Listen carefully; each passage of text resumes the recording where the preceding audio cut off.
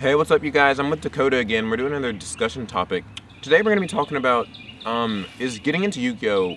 Worth it? You know, and that's not to say, like, is getting back into Yu-Gi-Oh! Worth it? Like, if you know you've played this game, that's different. But we're talking about if you're just a new player or a potential new player, and you're looking at Yu-Gi-Oh! And you're comparing it to... What is going to bring you into Yu-Gi-Oh! Instead of anything else? Any other card game or similar hobby. Yeah, or something like Warhammer, tabletop games, something like that. What's gonna... Video games, yeah. Yeah, like even stuff like that. And to start off, I would say, what would bring... The biggest thing about Yu-Gi-Oh! What do you think is like the biggest plus that Yu-Gi-Oh! Offers that a lot of other stuff doesn't? I would say that versus Magic and Pokemon, me personally, I love the competitive aspect.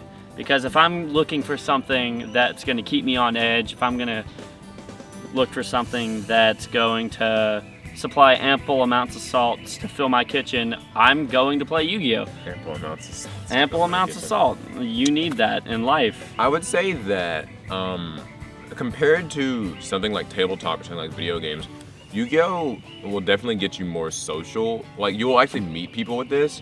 Playing video games, a lot of times, especially these days, you'll just be like playing online or something. And like, yo man, you got a Skype? Yeah, like League or something, or just Dota, you're just playing it online, Call of Duty. I feel like with Yu-Gi-Oh! You're kind of forced to like socialize with people. Yeah. And you'll get to like travel too. Like there is a little bit of travel, you know, depending on how competitive you get, there can be a lot of travel involved in Yu-Gi-Oh! A lot of going to regionals and maybe YCS events, things like that, that something like video games and even tabletop doesn't offer. Tabletop's oftentimes not, like you get your tabletop crew, and then you're just you play like with them, and that's like who you play with. And then you're just like, all right, guys, there's a tournament. Where is it? Las Vegas. We are in Rhode Island. Yeah, like it's very much a tabletops are very out of the place. Now the good thing about you don't really travel much with them. Yeah, you just really don't. You're just kind of stuck, and you just sit there and swallow in your own sadness. I mean, you can enjoy it too. Like, I mean, I feel like there's definitely enjoyment to be had with tabletop and stuff. But like, I would love painting the action figures or the models myself, because that's just a lot of intricate detail. That I would love. Expensive though. Well, so they can get expensive. Yeah, tabletops can get really expensive, which is good news. That brings us to another thing. Yu-Gi-Oh! Is it worth it for the money? Looking at how the game is now.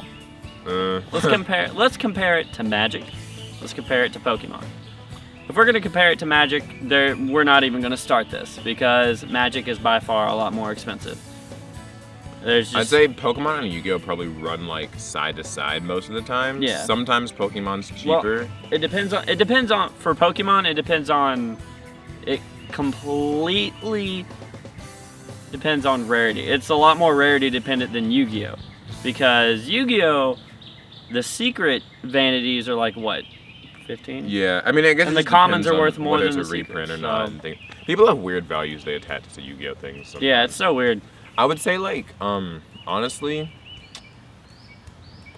like Yu-Gi-Oh! And Pokemon go back and forth with price. The thing with Yu-Gi-Oh!'s price compared to like other hobbies is that Yu-Gi-Oh! You can kind of make a big initial investment and then not have to invest much more. So like, say like you're selling your $1,000 collection, like you're like 2-3 binders. I buy them for like $1,000 or some odd amount of dollars like that. I can get that collection, and then from there, never really have to like buy more. Yeah, I can just continue to trade from there, and like if I ever need money, I can sell my cards, get some money, use that money, buy more cards, but never pull money out of my actual like wallet. Yeah. And so that's something that Yu-Gi-Oh! Offers that like video games don't like necessarily offer. I know, I play League. I'm big in the League, and let me tell you, when they released Championship Savannah, oh my God, I was trying to dig in my pockets faster than I don't even.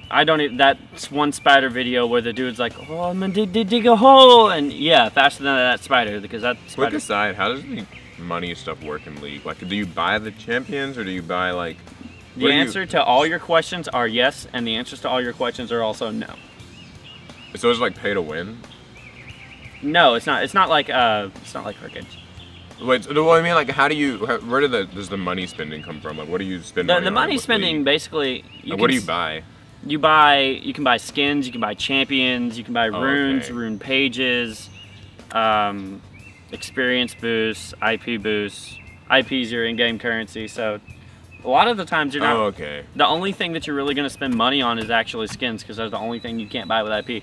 Oh, so basically pay to look cool, not pay to win necessarily. Yeah. All right. Trust me, I have to look fly, so I'm gonna spend some money. Fair. But yeah, I guess back to the Yu-Gi-Oh thing. I feel like compared to something like not card games, video games, computer games, you don't really always have to spend a lot of money in Yu-Gi-Oh. Like once you spend the one big amount, you can more or less avoid spending money past then, except for like maybe sleeves. Yeah, except for the sleeves. But I mean that's kind of minimal. To look at it from another point of view, let's look at the format setup for each game.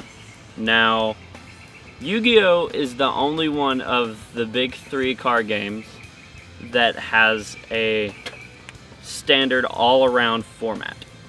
It's Pokemon. Even Pokemon has 2 formats. It has Extended Day 2, and it has your standard Day 1. Magic uses some sort of block, right? Magic uses block. But yeah. So Yu-Gi-Oh is very much a everything's always usable unless it's on the list. Yeah, so. Unless it's on the list, and even then you want to keep your stuff on the list because right now, man, it's all looking iffy. We don't know. You never know what'll come up. Chaos Emperor. So I guess that makes Yu-Gi-Oh a little bit simpler to play. Yeah, that makes Yu-Gi-Oh a little bit more simplified. Also, versus Magic, I would say that it's a lot more, as far as the format goes, it's a lot more simplistic because it's in Magic, to know. Like you can just buy the newer stuff and. Yeah, because you can just buy the newer stuff and be fine. Anything from Duelist Alliance up, buy it. You're good. I guess in a way, Yu-Gi-Oh and Magic are becoming pretty similar because even though Yu-Gi-Oh doesn't follow block, only the newer decks are really relevant anyway. Yeah, so it's an accidental it almost block. feels like the same thing. Yeah, but see, when somebody tries getting into Magic, they have a decision they have to make. They have a few decisions actually. The first one, what color do I want to play? Second one, what format do I want to play? I think that's probably the bigger one. Like those are the those are the 2 big questions because you can play Commander, you can play Legacy, you can play Modern, you can play Standard. I don't know if there's any more. I swear they come out with a new one every 3 weeks. I don't know enough about I guess Magic and Pokemon to do a whole lot of comparing. I just do know that Yu-Gi-Oh being a card game makes it a better sorry, that sounded elitist. Makes it a It's a very different hobby. It's a very different hobby than tabletop and a very different hobby than video games and things like that. Honestly, it depends on what you are. If you're more introverted, if you decide, if you think League of Legends is your thing, then I think introverts probably should avoid Yu-Gi-Oh because you have to deal with too many annoying personalities. Yeah. That can get because the thing with Yu-Gi-Oh is you have to interact with these people. If they're at your locals.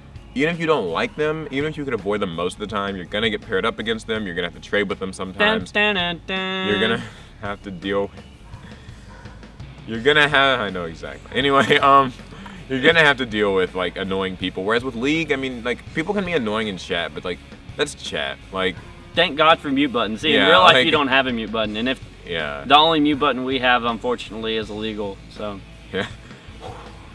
So that escalated rather quickly. So yeah, this was I guess a kind of more of a just sort of here and there discussion. I guess there isn't a definitive way to say Yu-Gi-Oh's better or worse than things. But I think it's based on what? Sorry. To break it down into what our original points. It honestly comes down to figuring what kind of person are you? Are you the kind of person that would go out? Intro or extroverted, basically. Yeah, if you're extroverted, play Yu-Gi-Oh. Play a card game. Play Yu-Gi-Oh. Introverted, it's more you can tabletop and just play with just the friends you have, or maybe video games. And if you're really introverted, just play League and then just don't say anything. That's the first point. I said the second big one's money. Yeah. How much money are you willing to spend?